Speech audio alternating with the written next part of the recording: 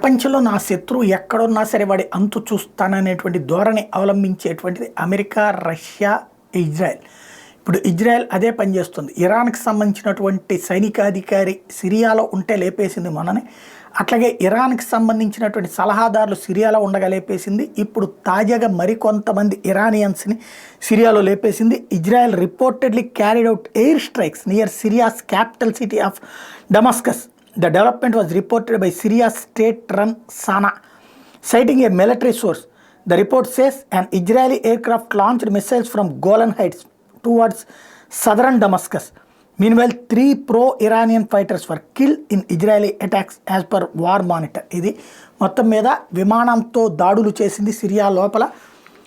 ఏదైతే ఇరాన్కి అనుకూల లేదా ఇరాన్ నడిపిస్తున్నటువంటి ఉగ్రవాద గ్రూపుకు సంబంధించినటువంటి ముఖ్యమైన ముగ్గురిని లేపేసింది ఇజ్రాయెల్.